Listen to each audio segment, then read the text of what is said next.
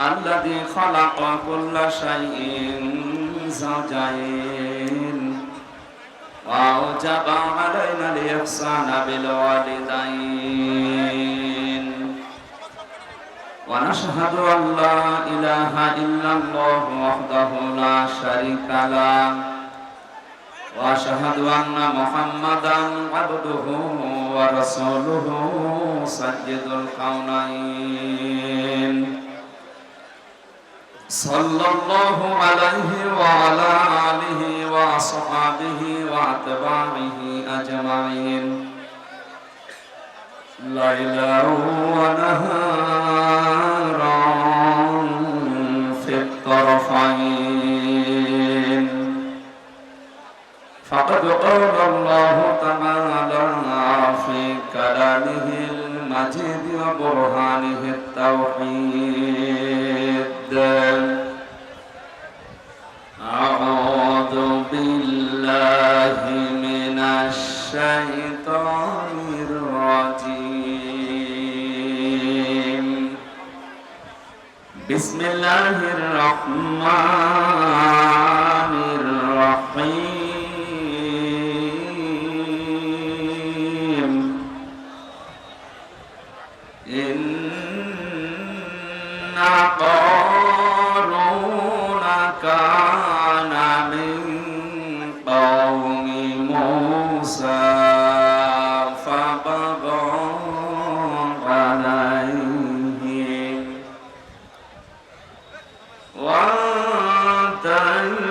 وآتيناه من الكنوز ما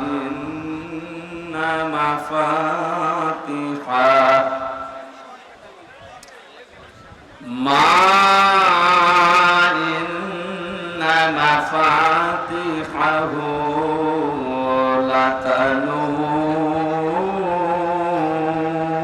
لتنوء بالعصبة أولي القوة إذ قال له قومه لا تفرح إن الله لا يحب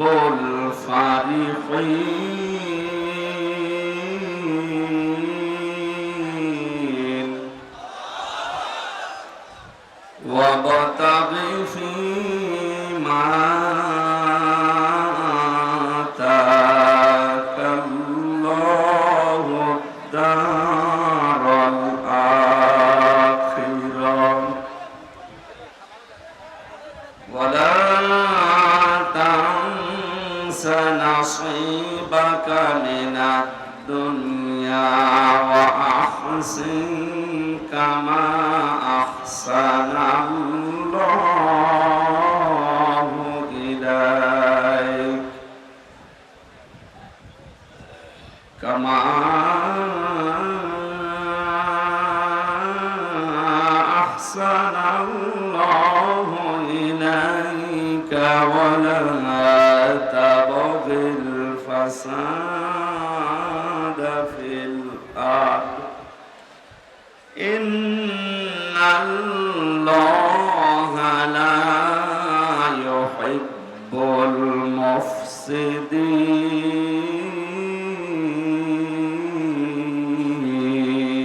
المفسدين صدقت يا ربنا عن أبي هريرة رضي الله تعالى عنه قال قال النبي صلى الله عليه وسلم ইন্নাল্লাযী লাইসা ফী জাওফিহি শাইউম মিনাল কুরআনি কাল বাইতিল খরিব ইলা আখিরিল হাদিস রাহু ইবনে মাজাহ। وقال تعالى في شأن رسوله إن الله وملائكته يصلون على النبي يا أيها الذين آمنوا صلوا عليه وسلموا تسليما اللهم صل على سيدنا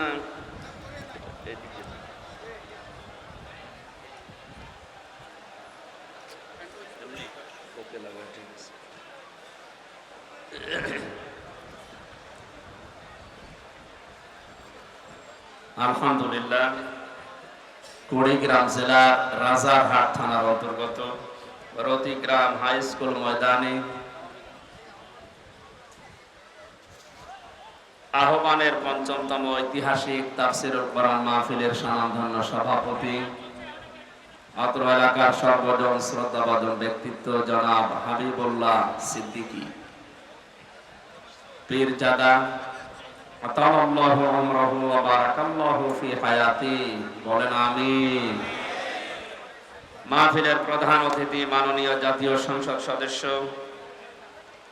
জনাব ডাক্তার মোহাম্মদ হামিদুল হক খন্দকার, সম্মানিত অতিথি জনাব মোহাম্মদ আনাম ওবায়দুর রহমান, চেয়ারম্যান জেলা পরিষদ কুড়িগ্রাম, অন্যান্য অতিথিবৃন্দ, এতক্ষণ যারা কোরআনে কারীম থেকে আলোচনা রাখলেন, কুড়িগ্রামের কৃতি সন্তান, ইসলামিক চিন্তাবিদ, শিক্ষাবিদ জনাব মাওলানা সিরাজুল ইসলাম ফারুকী, ডক্টর মোহাম্মদ শাহজালাল, আরফা'না লাকা যিকরাক, দুনিয়া আখিরাতে আল্লাহ তাদের মর্যাদা সম্মান যেন আরো বাড়িয়ে দেয়, তাদের কথাগুলো প্র্যাকটিক্যাল লাইফে আমল করার তৌফিক যেন দান করেন, বলেন আমিন।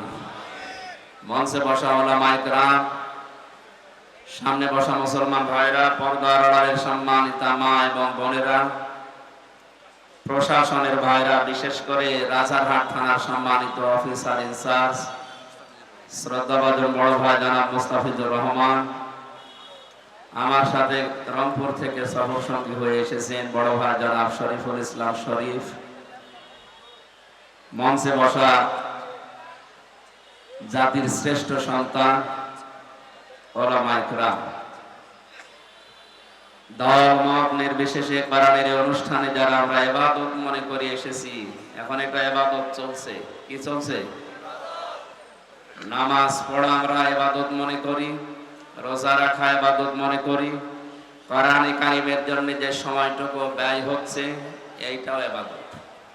আফদালুল ইবাদাতি তিলাওয়াতুল কোরআন, নফল যত ইবাদত আছে সবচাইতে উত্তম ইবাদত আল্লাহর কাছে কোরআনের তেলাওয়াত। আমরা যেটা কিছুক্ষণ আগে করলাম, পুরো অনুষ্ঠান যেন আল্লাহ ইবাদত হিসাবে কোরআনের বরকতে কবুল করেন, বলেন আমিন। যে আল্লাহ বিশাল আয়োজনে আমাদের মতো একজনকে কোরআনে কারীমের খাদেম হিসাবে কোরআন থেকে কিছু শোনা বোঝার জন্য এই ময়দানে সব কাজ বাদ দিয়ে নিয়ে আসলেন, আমরা খুশি নাকি? খুশি হয়ে বলছি আলহামদুলিল্লাহ। আল্লাহ রাব্বুল আলামিন বলেন, লাইন শাকারতুম লাযিদান্নাকুম ওয়া লাইন কাফারতুম ইন্না আযাবি লাশাদীদ। সূরা ইব্রাহিমের ৭ নম্বর আয়াতে আল্লাহ জানিয়েছেন, যদি আমার নিয়ামত পাওয়ার পরে শুকরিয়া আদায় করো, আমি আল্লাহ ওইটা তোমাদের জীবনে লাযিদান্নাকুম অবশ্যই বৃদ্ধি করে দেব। নিয়ামত পাওয়ার পরে কেউ যদি নাশুকরি করে, দাম না দেয়, গুরুত্ব না দেয়, ওর জীবন থেকে ওইটা ছিনিয়ে নেব, এতটুকুই না, ওরে আযাবের ভেতরে ফেলে দেব, বলেন নাউযুবিল্লাহ। এখানে লাইন শাকারতুম শুকরিয়া আদায়, এই শব্দটা মুফাসসিরিন ইকরাম তিনটা বিষয়ের ভেতরে বের করতে পেরেছেন। কেউ যদি কোনো নিয়ামতের শুকরিয়া আদায় করতে চায়, তার পদ্ধতি তিনটা। এক নম্বরে তাকে মুখে স্বীকার করা লাগবে যে এটা ইবাদত, এটা নিয়ামত। আমরা স্বীকার করলাম যে আমাদের জীবনে আজকের এই অনুষ্ঠানটা কোরআনের জন্য এটা নিয়ামত। এটা কি অন্য কথা বাদ দিতে পারেন না? দেখতে পাচ্ছি তো আপনাদের কষ্ট হচ্ছে, কি করা যাবে? আর জায়গা নেই, ওইভাবে বসে থাকেন, দাঁড়িয়ে থাকেন, কথা বলবেন। আমরা 1 ঘন্টা 15 মিনিট কথা বলবো। খুব গুরুত্বপূর্ণ একটা বিষয় আজকে আলোচনা হবে। খুব স্থির ভাবে, যেভাবে কোরআন শোনা লাগে ওইভাবে শুনবেন। সাহাবায়ে কেরামের সামনে নবীজি কোরআনের আলোচনা করলে তাদের পিঠের উপরে, মাথার উপরে পাখি এঁকে বসতো, মনে হচ্ছে গাছ। এটা কথা বলেন কেন? বৃষ্টি হচ্ছে, কথা বলেন কোন কারণে? চুপ করেন, দাঁড়িয়ে থাকেন। আর ওই ছাদে উঠে তারা বসে আছেন, উল্টা পাল্টা করে পড়েছে।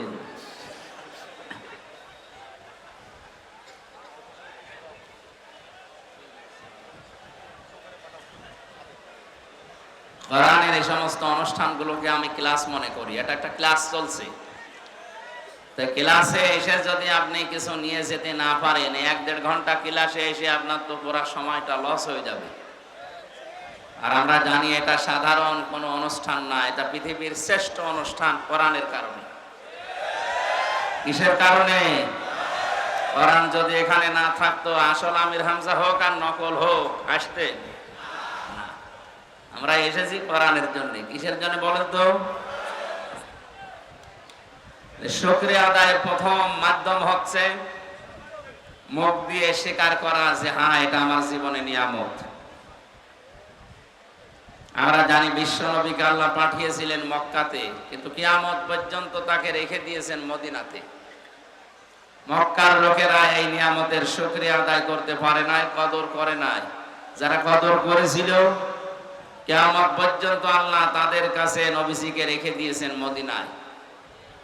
হজের যে সমস্ত কাজ আছে, আমি যে কয়েকদিন আগে আসলাম, আমরা হজ করি, হজের কাজগুলো সব মক্কায় শেষ হয়ে যায়, মদিনায় যাওয়া লাগে না। তামাম দুনিয়ার মানুষেরা মক্কার কাজ শেষ করার পরে তাড়াতাড়ি করে মদিনাতে 2 দিন 3 দিন 5 দিন 10 দিন অন্তত থাকে। অন্তত 40 ওয়াক্ত নামাজ মসজিদে নববীতে জামাতে পড়ার জন্য ছুটে যায়। ওখানে না গেলে হজ হবে না, বিষয়টা এমন না। তারপরও আমরা যাই কেন? কারণ পৃথিবীর শ্রেষ্ঠ মানুষ ওখানে ঘুমিয়ে আছে। মদিনার মানুষেরা যে নিয়ামতের শুকরিয়া আদায় করে, তারা কি লস করেছে? বলেন। কিয়ামত পর্যন্ত নবীজি ওখানে থাকবে, আর কিয়ামত পর্যন্ত তার উম্মতেরা মক্কার কাজ শেষ হলে দৌড়িয়ে যাবে রাসূলের রওজায় সালাম দেওয়ার জন্য। আমরা মুখ দিয়ে যখন বললাম যে কোরআন আজকের এই অনুষ্ঠানের জন্য, এই এলাকার মানুষের জন্য অনুষ্ঠান কোরআনের জন্য এটা নিয়ামত, আমরা স্বীকার করলাম। 2 নম্বরে আপনার মনের ভেতরে একটা অজানা শান্তি আল্লাহ দান করবেন। এটা পাচ্ছেন তো না? ওরা গন্ডগোল করছে, একটু করুক, পরে যখন গন্ডগোল শেষ হবে আপনাদের 10 মিনিট সময় দেব, দেখে বাড়ি যাবে। একটা চিল্লানি দিলে আর আপনি এইদিকে না ঘুরে ওই দিকে তাকাচ্ছেন, ওই জন্য বলছে 10 মিনিট সময় দেব, ওই চিল্লানি দেখে বাড়ি যাবে। বলছে ইনশাআল্লাহ। গ্রাম অঞ্চলের মানুষগুলো এত সহজ সরল, বিড়ি খাওয়া ছাড়া কিছু যায় না। বলছে ঠিক, সহজ সরল, এটা ভালো। কারণ সহজ সরল মানুষকে আল্লাহ জান্নাতে দেবে। 2 নম্বরে আমরা জানি নবীজি জানিয়েছেন, ধনীদের চাইতে গরিব মানুষকে আল্লাহ 500 বছর আগে জান্নাতে পাঠাবে। আর সারা বাংলাদেশের ভেতরে সব চাইতে গরিব মানুষ বেশি রংপুরে। রংপুর বিভাগের মানুষেরা গরিব যেহেতু, নবীর হাদিস অনুযায়ী চট্টগ্রাম, সিলেট, ঢাকা বিভাগের মানুষের চাইতে আপনারা 500 বছর আগে জান্নাত পাবে। এবার বলবেন ঠিক আছে ভাই, আপনারা আমি পায়ে ধরে বলছি, আপনি কথা বলেন না, এমনি উল্টো পাল্টা যা করেন কথা বলেন না। নিয়ামত আদায়, শুকরিয়া আদায়ের দ্বিতীয় মাধ্যম শর্ত বা পদ্ধতি হচ্ছে আপনার মনের ভেতরে একটা অজানা অনির্বচন সুখ আপনি পাবেন। অনির্বচন সুখ কাকে বলে? কোরআন কারীম জানিয়েছে, আখফিদ লাহুমা জানাহা যুল্লি মিনার রাহমা ওয়াকুর রাব্বিরহামহুমা কামা রাব্বায়ানি সাগীরা। যারা আলেম আছেন, তাফসীর পড়েন, তাদেরকে বলছে আল্লাহ পাক বলেন আখফিদ, খফজন মানে ডাউন করা, এরপরে ফল করে দেওয়া। তাম পৃথিবীর সন্তানদেরকে আল্লাহ জানিয়েছেন, পৃথিবীর সন্তানেরা তোমার মা বাবার জন্য তোমার ডানা যে ছায়া হয়, ডানার এই ছায়াটা ডাউন করার পরে ফল করে দিবা। আমরা দেখি মানুষের কোনো ডানা নেই, মানুষের আছে বাহু, হাত। আল্লাহ ইয়াদুন দিতে পারতেন, আবুদা দিতে পারতেন। এই শব্দগুলো আল্লাহ কোরআনে না দিয়ে এখানে জানাহন দিয়েছেন যে তোমার ডানার জিল্লুন মানে ছায়া বা নম্রতা।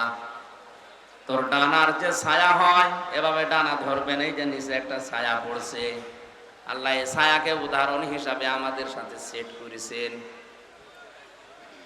তোমার হাতের যে ছায়া আছে, ডানার এই ছায়াটা মা বাবার উপরে এভাবে ডাউন করবা, এরপরে ফল করে দিবা। জ্ঞানী মানুষদেরকে আমি লক্ষ্য করার জন্য বলছি, আল্লাহর উদাহরণটা দেখেন, কি একটা চমৎকার উদাহরণ আল্লাহ আমাদের সাথে সেট করলেন। আমাদের যেহেতু ডানা নেই, ডানা আছে পাখির, আল্লাহ পাখির ডানা হাওলাত করে আমাদের লাগিয়ে দিলেন কেন? কারণ আমাদের এই ডানার ভেতরে নরম কিছু নেই, সবই শক্ত। আল্লাহ হেলিকপ্টারের ডানা, এরোপ্লেনের ডানা, এই ডানাগুলো লাগাতে পারতেন, পাখির ডানা দিলেন কেন?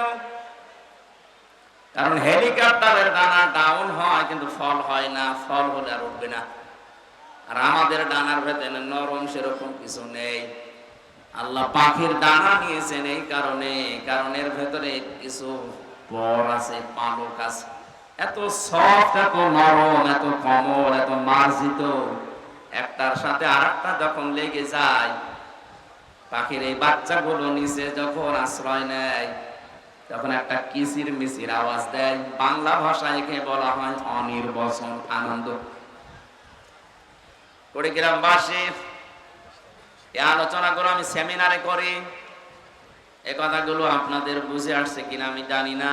তাকান কি উদাহরণ আল্লাহ দিয়েছেন, বাচ্চাগুলো এই কিচির মিচির আওয়াজকে বাংলা ভাষাবিদ তারা বলেছেন এটা অনির্বচন আনন্দ বা সুখ।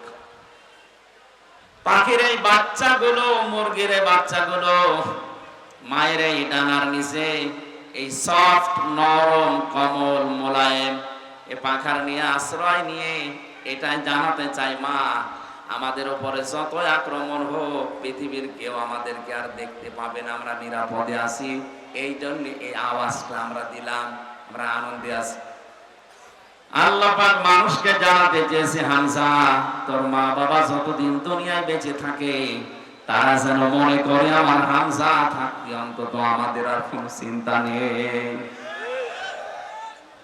কুড়িগ্রামবাসী, আমার মা বাবা, আপনাদের মা বাবা কি এটা এখন মনে করতে পারছে?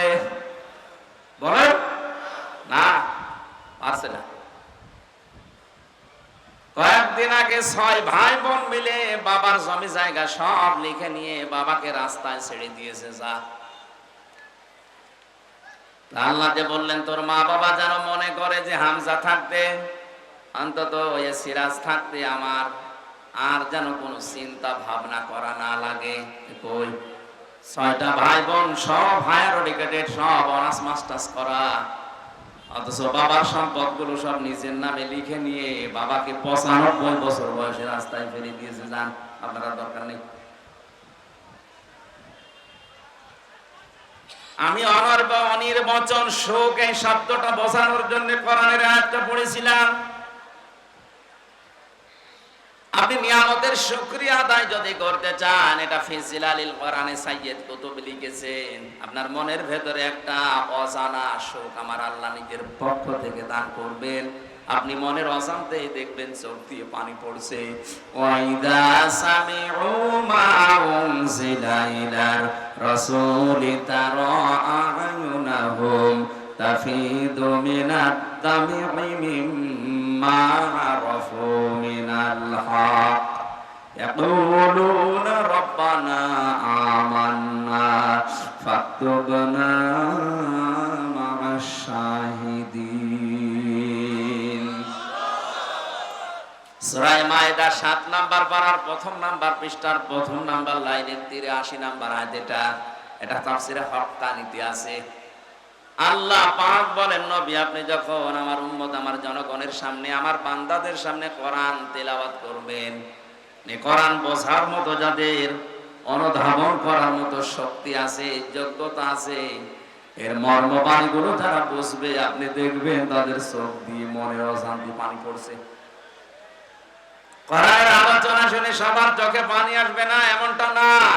আপনি যদি এর মর্মবাণীগুলো বুঝতে পারেন যে আমার মালিক বলতে চায় কি আর আমি করি কি, আপনার বিবেকে যখন নাড়া দেবে, কখন যে আপনি কাঁদতেছেন আপনি নিজেও জানবেন না। নিয়ামতের শুকরিয়া আদায়ের দ্বিতীয় পদ্ধতি বুঝলাম, মনের ভেতরে একটা আনন্দ লাগা লাগবে। হ্যাঁ, এটা আমি সহ যারা আছি আমার মনে হয় আমাদের আনন্দ আজকে লাগছে। 3 নম্বরে শুকরিয়া আদায়ের শর্ত, এখান থেকে যেটা শুনবেন এটা আপনার প্র্যাকটিক্যাল লাইফে সেট করবেন। এই 3টা শর্ত যারা মেনে নেয় তারা যেন আল্লাহর নিয়ামতের শুকরিয়া আদায় করে, তাহলে আল্লাহ তার জীবনে এরকম নিয়ামত আরো বৃদ্ধি করে দেবে। বলেন আলহামদুলিল্লাহ। আর যদি এই 3টার একটা পাওয়া না যায়, ওয়ালাইন কাফারতুম ইন্না আযাবি লাশাদীদ। আল্লাহ লাম না দিলেও পারতেন, ইন্না না দিলেও পারতেন, 2টা গ্যারান্টি দিয়েছেন, তাকিদ দিয়েছেন। সত্যি যদি এই 3টা পদ্ধতিতে কেউ নিয়ামতের শুকরিয়া আদায় না করে, ওর জীবন থেকে জীবনের মতো ওটা আল্লাহ কেড়ে নেবে, আযাবের ভেতরে আল্লাহ ফেলে দেবে। তামাম বাংলাদেশ এখন গরম না ঠান্ডা, রহমত না গজব? আযাবের ভেতরে এমনি আল্লাহ ফেলে নাই। আমাদের যে আচরণ ছিল আল্লাহর নিয়ামতের সাথে, এই আচরণ আমরা করতে পারি নাই। ইন্নাল্লাযী লাইসা ফী জাওফিহি শাইউম মিনাল কুরআনি কাল বাইতিল খরিব। নবীজি বলেন যে অন্তরে কোরআন নেই, কোরআনের জ্ঞান নেই, আলো নেই, ওটা মানুষের অন্তর না, ওটা ওসার গৃহ, শয়তানের ঘর। বলেন নাউজুবিল্লাহ।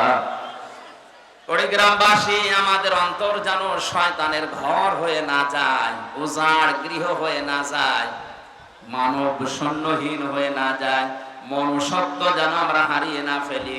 এই জন্য আহ্বান, এই সংগঠন 1 বছর পরে আমাদেরকে কোরআন ভেতরে দেওয়ার জন্য ব্যবস্থা করেছে। নাকি ওনাদের অন্য উদ্দেশ্য আছে? না, নেই। কোরআনে কারিম অন্তত কিছু না কিছু হলেও আমার অন্তরে যেন থাকে।